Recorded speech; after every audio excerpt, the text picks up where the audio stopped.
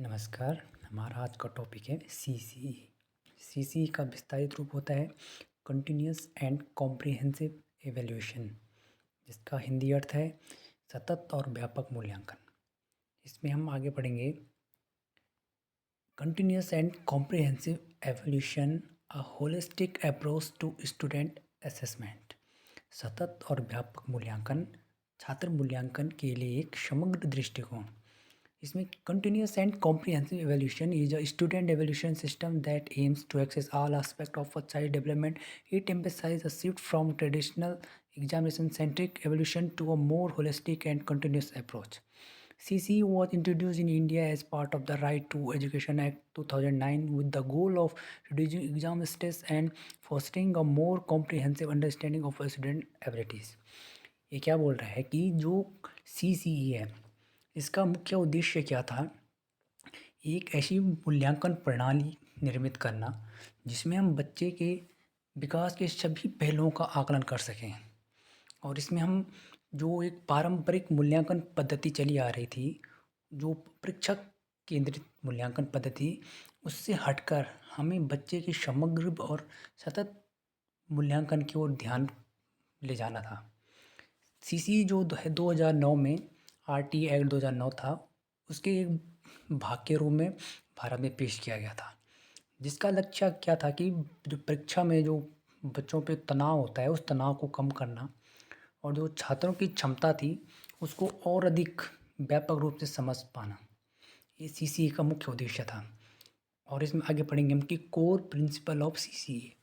जो सीसीई है उसके मूल सिद्धांत।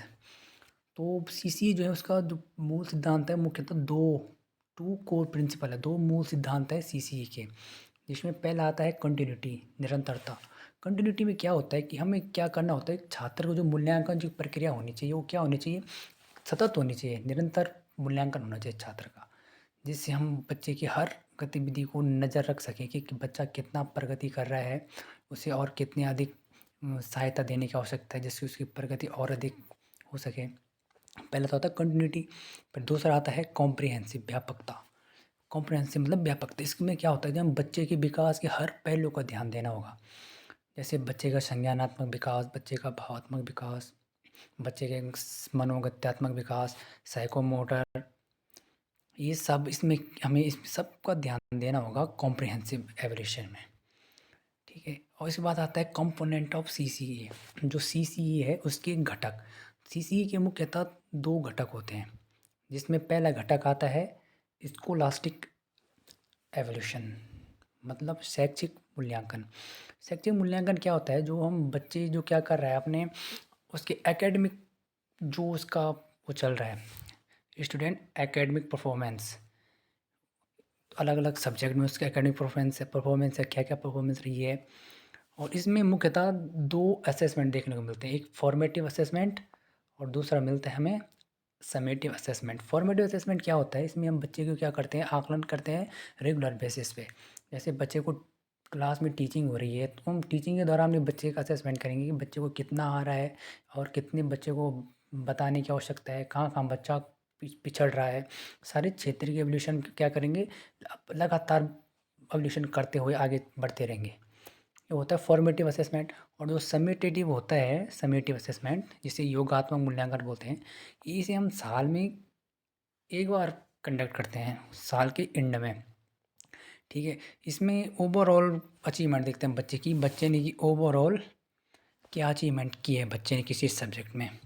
ये होता है हमारा समेटिव असेसमेंट। फिर आता है हमारा दूसरा कंपोनेंट को स्कोलास्टिक एवोल्यूशन, मतलब बच्चे के जो सह शैक्षिक मूल्यांकन, शिक्षा जो हम बच्चे को दे रहे हैं उसके अलावा जो हम और गतिविधि करा रहे हैं बच्चे को, उसका मूल्यांकन। इसमें क्या होता है, जैसे बच्चे की लाइफ स्किल देखी जाती है, जीवन कौशल, एटीट्यूड्स एंड वैल्यूज़, बच्चे की एटीट्यूड एंड वैल्यूज़ देखी जाती है। को करिकुलर एक्टिविटीज़, सह शैक्षिक गतिविधियाँ देखी जाएगी इसमें। फिर आता है कि जो सीसीई है उसके उद्देश्य क्या है। उसके पहला उद्देश्य उसका है रिड्यूस एग्ज़ाम स्ट्रेस, परीक्षा के तनाव को कम करना।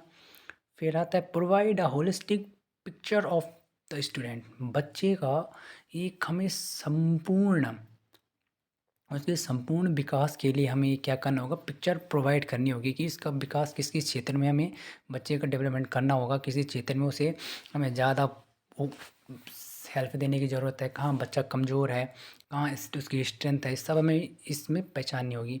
फिर आता है identify learning gaps and provide support. बच्चे की लर्निंग गैप पहचानना होगा, कहाँ बच्चे में गैप्स आ रहे हैं, कहाँ इसे सपोर्ट देने की आवश्यकता है, ये सब हम यहाँ वो देखेंगे। फिर आता है प्रमोट स्टूडेंट सेंटर लर्निंग। हम बाल केंद्रित शिक्षा को हमें क्या करना होगा, बढ़ावा देना होगा, जहाँ बच्चे को सेंटर में रखकर हमें क्या करना होगा, उसे पढ़ाना होगा, शिक्षा देनी होगी। Make evolution an integral part of learning. मूल्यांकन को हमें क्या करना होगा, शिक्षा का एक इंटीग्रल पार्ट बनाना होगा, एक अभिन्न अंग बनाना होगा मूल्यांकन को। फिर आता है हमारा एडवांटेज ऑफ सीसीए। जो सीसीए है उसके क्या क्या फ़ायदे हैं। पहले तो वही है कि हम रिड्यूस एग्ज़ाम स्ट्रेस, परीक्षा के तनाव को कम कर सकते हैं, बच्चे का होलिस्टिक डेवलपमेंट कर सकते हैं, और हम बच्चे को क्या कर सकते हैं, early identification of learning gap, जल्दी उसकी लर्निंग गैप्स कहाँ कहाँ आ रहे हैं उसका पता लगा सकते हैं अगर हम उसे क्या कर रहे हैं, सीसीए एवोल्यूशन कर रहे हैं, मूल्यांकन कर रहे हैं। इम्प्रूव लर्निंग आउटकम में इम्प्रूव कर सकते हैं हम, ठीक है। बच्चों को इंगेजमेंट कर सकते हैं, बच्चों को पढ़ाई में। और इसके बाद आता है चैलेंजेस ऑफ सीसी। सीसी के क्या क्या चैलेंज है वो भी देखेंगे हम। पहला तो है ये इंक्रीज वर्कलोड फॉर टीचर। ये टीचरों के लिए वर्कलोड भी इंक्रीज करता है, क्योंकि अगर टीचरों को इतने मूल्यांकन करना होगा रेगुलर बेसिस पे, तो इसके भी टीचर क्या करता हूँ, बहुत सारे उसे रिकॉर्ड भी मेंटेन करने होते हैं उसमें। इससे क्या होगा, वर्कलोड बढ़ सकता है टीचरों पे। फिर नीड फॉर टीचर ट्रेनिंग। इसमें टीचर ट्रेनिंग की आवश्यकता है, बिना ट्रेनिंग के टीचर नहीं समझ सकता कि किस क्षेत्र में उसका मूल्यांकन करना होगा, किस मूल्यांकन को किस माध्यम से हमें वो करना होगा। फिर टीचर को ट्रेनिंग की भी आवश्यकता है। लैक ऑफ स्टैंडर्डाइजेशन, मानकीकरण की कमी, कि हमें एक मानक तय करना होगा पहले कि किस मानक पे हम बच्चे का आकलन करेंगे, किस किस क्षेत्र में बच्चे का आकलन करेंगे, क्या क्या उसमें हमें मानक तय करने होंगे, अलग अलग स्कूलों को अलग अलग मानक तय करने होंगे, तो बच्चे का एक समग्र मूल्यांकन करना इस हिसाब से आसान हो सकेगा। ये पूरा सीसी हमें बताता है। धन्यवाद।